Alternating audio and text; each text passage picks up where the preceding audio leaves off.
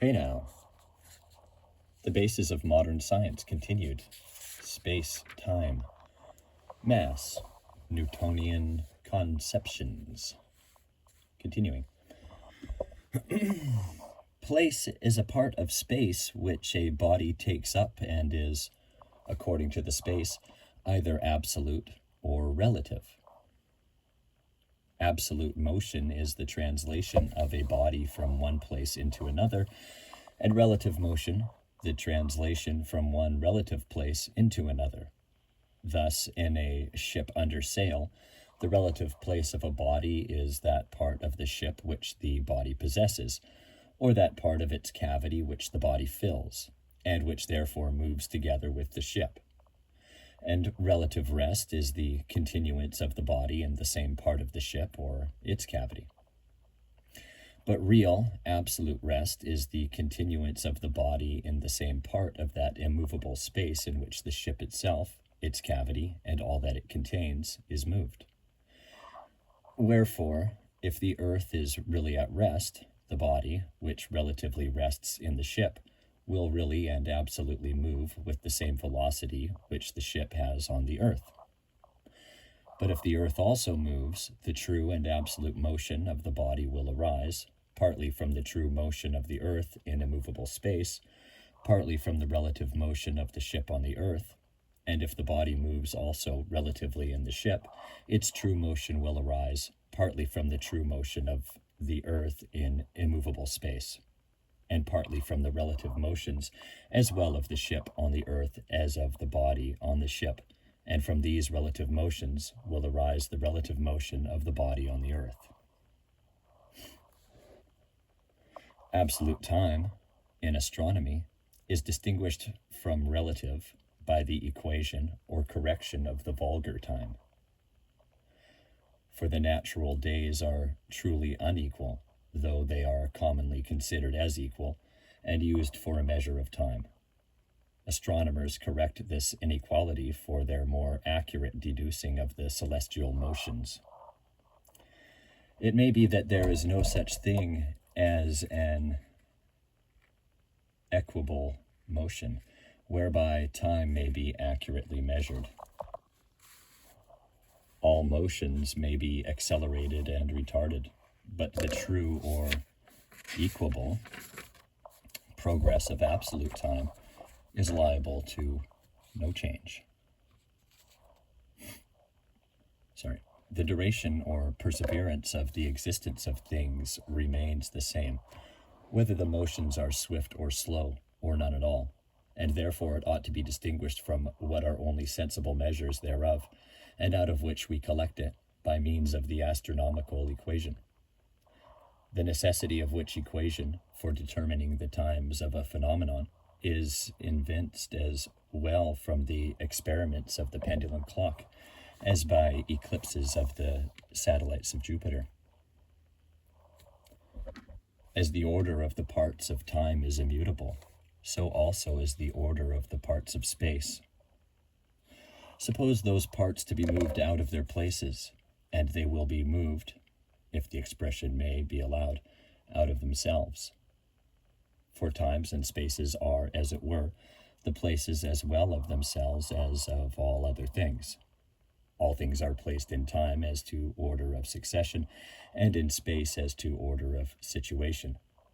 It is from their essence or nature that they are places, and that the primary places of things should be movable is absurd. These are, therefore, the absolute places, and translations out of these places are the only absolute motions.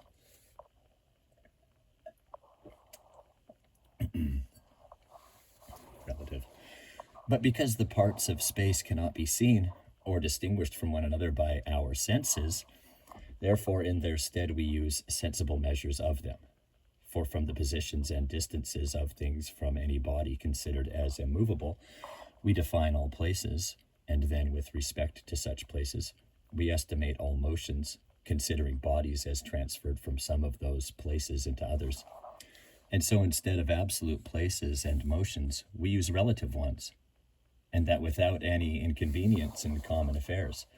But in philosophical disquisitions, we ought to abstract from our senses and consider things themselves, distinct from what are only sensible measures of them. For it may be that there is no body really at rest to which the places and emotions of others may be referred. It seems strange that Newton should postulate the existence of two entities, the absolute time and absolute space, which cannot, as he confesses, be observed. Newton was an empiricist. He did not in the least believe that laws of nature could be deduced from a priori considerations. We have to begin in every case with observation and experiment. How, then, did Newton come to assume the existence of an unobservable absolute time and absolute space? It was because Newton thought that he had observed absolute motion, and absolute motion implies absolute time and absolute space. We will quote his description of this celebrated experiment with a pail of water. The effects which distinguish absolute from relative motion are the forces receding from the axis of a circular motion. For there are no such forces in a circular motion purely relative, but in a true and absolute circular motion they are greater or less, according to the quantity of the motion. If a vessel hung by a long cord is so often turned about that the cord is strongly twisted, then filled with water, and held at rest together with the water, after, by the sudden action of another force, it is whirled about the contrary way, and while the cord is untwisting itself, the vessel continues for some time in this motion. The surface of the water will at first be plain, as before the vessel began to move, but the vessel, by gradually communicating its motion to the water, will make it begin sensibly to revolve and recede by little and little from the middle, and descend to the sides of the vessel, forming itself into a concave figure, as I have experienced. And the swifter the motion becomes, the higher will the water rise, till at last, performing its revolutions in the same times with the vessel, it becomes relatively at rest in it. This ascent of the water shows its endeavor to recede from the axis of its motion, and the true and absolute circular motion of the water, which is here directly contrary to the relative, discovers itself, and may be measured by this endeavor. At first, when the relative motion of the water in the vessel was greatest, it produced no endeavor to recede from the axis. The water showed no tendency to the circumference, nor any ascent towards the sides of the vessel, but remained a plain surface, and therefore its true circular motion had not yet begun. But afterwards, when the relative motion of the water had decreased, the ascent thereof towards the sides of the vessel proved its endeavor to recede from the axis, and this endeavor showed the real circular motion of the water perpetually increasing, till it had acquired its greatest quantity when the water rested relatively in its vessel. This experiment, it is certain, cannot be interpreted as a case of relative motion between the pail and the water, for at first, when the pail begins to spin, and before the water has taken up the motion, there is relative motion between the pail and the water, and the surface of the water is flat. In the last stage, after the water has taken up the motion of the pail and become depressed in the middle, the pail is suddenly stopped. The water continues to rotate. So again, there is relative motion between the pail and the water. But this time, the surface of the water is not flat, but depressed in the middle, because between these two cases, therefore, we have an observable physical difference. Yet, if the motion between pail and water is to be regarded as purely relative, there is no difference between the two cases. Newton therefore concluded, logically enough, that the motion was absolute. It might be objected to his conclusion that, after all, the pail of water is rotating with respect to the fixed stars. This objection has some validity if it be meant to assert that rotation, like translation, is motion with respect to some point of reference. But it can hardly be interpreted to mean that the rotation of the pail of water is relative to the fixed stars, in the sense that we could equally well assume the pail of water to be at rest and the whole stellar universe rotating round it. We may say that, as a matter of fact, we have never observed a case of rotation in empty space. Newton imagined that if his experiment were performed in a universe containing nothing but the pail of water, the same result would be obtained. We cannot make such an assumption. The experiment is performed in a universe containing, amongst other things, the fixed stars, gravity. We cannot say what would happen in a universe not containing those bodies. Newton, although he based his dynamical laws on observation, assumed that they held good in all circumstances. Thus, that property of a body called its inertia, in virtue of which it persists in its state of rest or of uniform motion in a straight line, unless acted on by some force, is assumed by Newton to be an absolute property of the body, in the sense that it would be just the same in empty space at an infinite distance from all other bodies. Such assumptions are very natural, but one important aspect of Einstein's work is that he insists that none but observable factors shall be invoked in explaining phenomena, and that we shall not dogmatize about what would happen in conditions we can never experience. Thus, Einstein does not regard Newton's absolute space as a legitimate entity to import into scientific descriptions, since it cannot be observed. And he refuses to base arguments on the assertion that a body's inertia would remain unaltered in certain conditions, when those conditions are forever inaccessible to observation. In working out his system of dynamics and in applying it to astronomy, Newton makes no use of his notion of absolute space apart from this question of rotation. His laws do not require the notion of absolute position, and his notion of absolute time is only used as a sort of inaccessible ideal towards which time-keeping instruments approximate. Consider, for instance, his first law of motion. It states that a body acted on by no forces remains at rest or in a state of uniform motion in a straight line.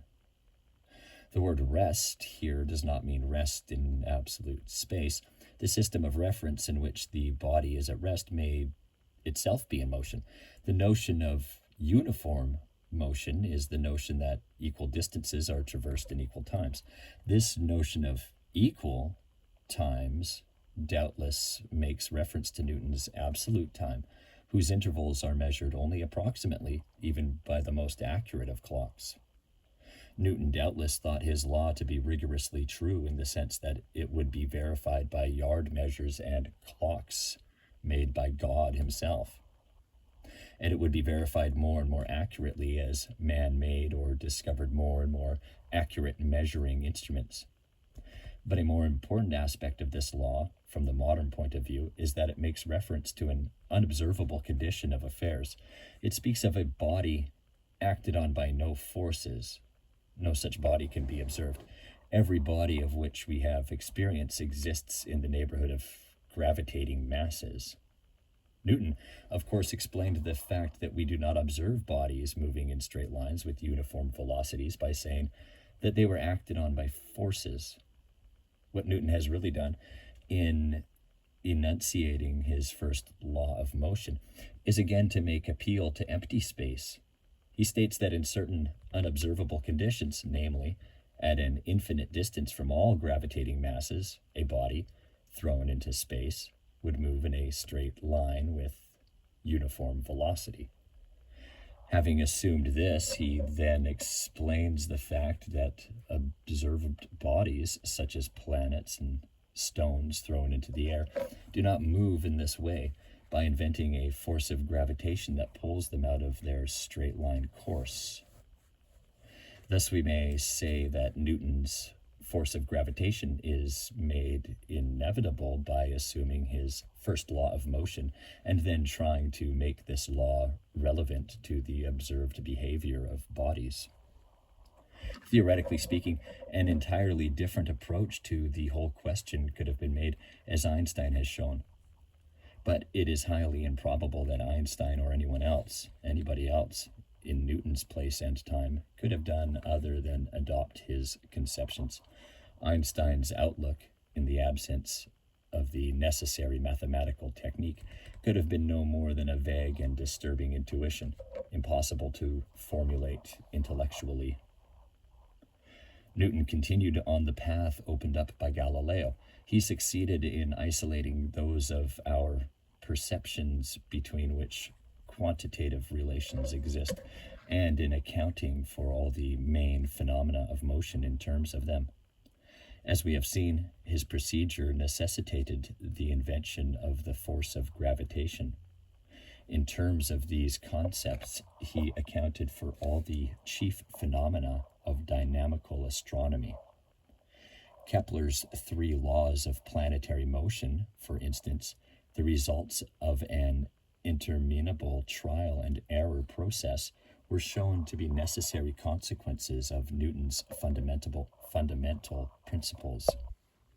It may be mentioned, incidentally, that Newton gave geometrical solutions of all his chief problems.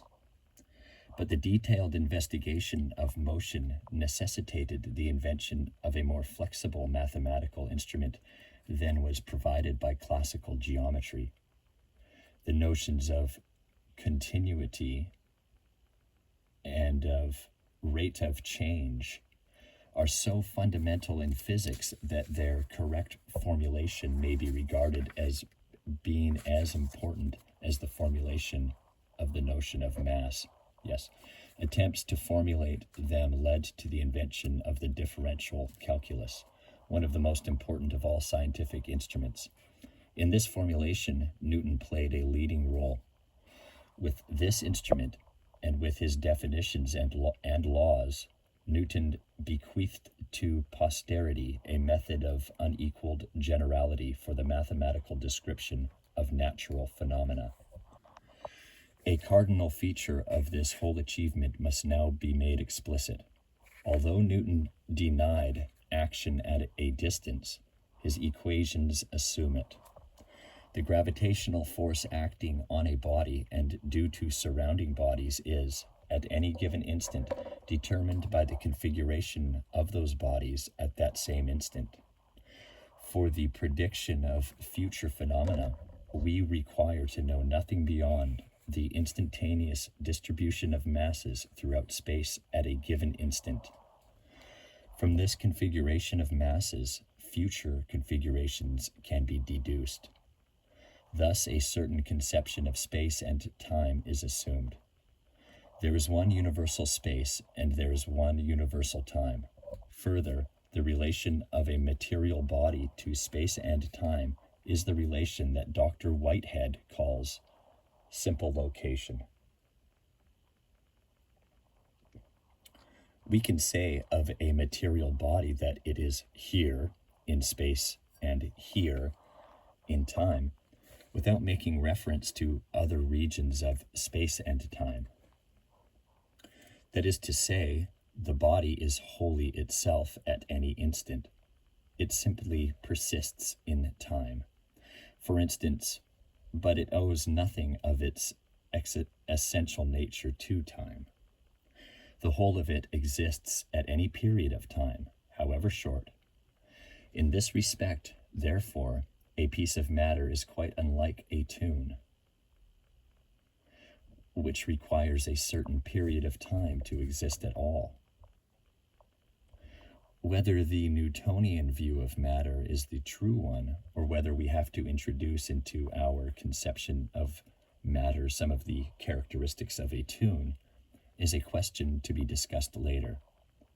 At present, the point is raised merely to suggest that the Newtonian conceptions of space, time, and matter, natural as they seem and successful as they have been, are not without alternatives. Thank you.